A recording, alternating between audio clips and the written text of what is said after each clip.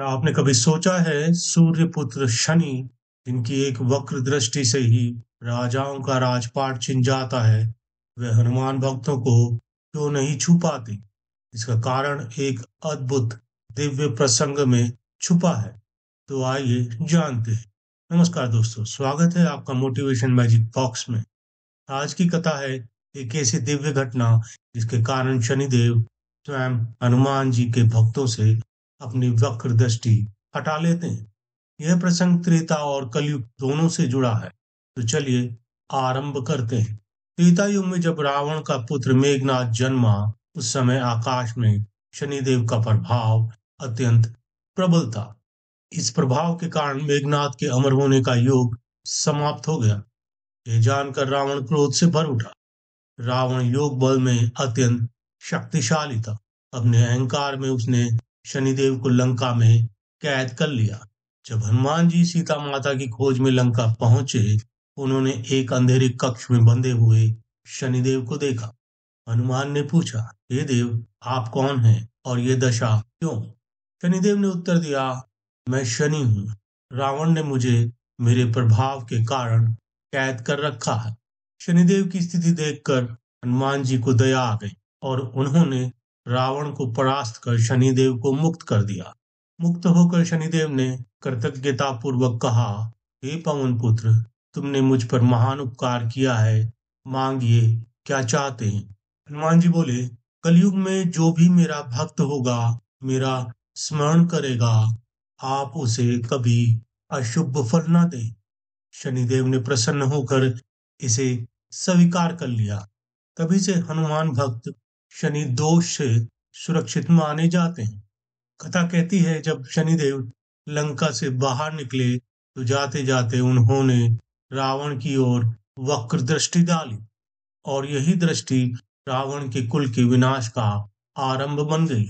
एक अन्य रोचक कथा भी प्रचलित है जिसका संबंध कलयुग के आरंभ से है।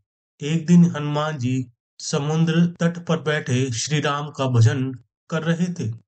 उसी समय शनिदेव वहां पहुंचे। शनिदेव बोले, हे हनुमान, कलयुग में मेरा प्रभाव बढ़ गया है। आज मैं आपके ऊपर 7.5 का प्रभाव डालने आया हूँ।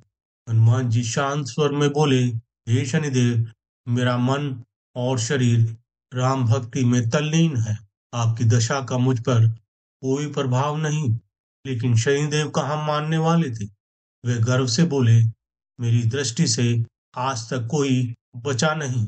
मैं पहले मस्तक पर बैठता हूँ, फिर मुख पर और अंत में पैरों पर, और मनुष्य का सर्वनाश कर देता हूँ। हनुमान जी ने कहा, ठीक है, यदि यही इच्छा है तो बताइए कहाँ बैठना चाहेंगे? शनिदेव ने अहंकार से कहा, सबसे पहले आपके सिर पर।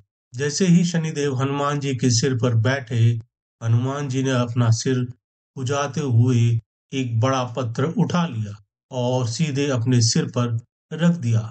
शनिदेव का शरीर दबने लगा। उन्होंने घबरा कर कहा, महाराज, यह क्या कर रहे हैं? मैं दब जाऊंगा। हनुमान जी ने सरल भाव से कहा, अरे, सिर में खुजली हो रही थी, पत्थर से दबा रहा हूं। फिर हनुमान जी ने एक और विशाल शिला सिर पर रख दी।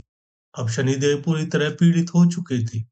घबराकर शनिदेव हाथ जोड़कर बोले, हे पवन सुत, मुझे क्षमा करे, मैं आपकी देह में नहीं रह सकता। मुझे मुक्त कीजिए और मैं वचन देता हूँ, आप और आपके भक्तों को कभी कष्ट नहीं दूंगा। हनुमान जी मुस्कुराए और पत्थर हटा दिए। पत्थरों के वजन से शनिदेव का शरीर दर्द से भर चुका था।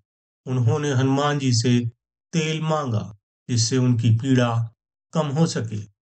हनुमान जी ने कहा, मेरे पास अभी तेल नहीं, लेकिन आगे से आपके भक्त अपनी पीड़ा हरने के लिए आपको तेल चढ़ाएंगे।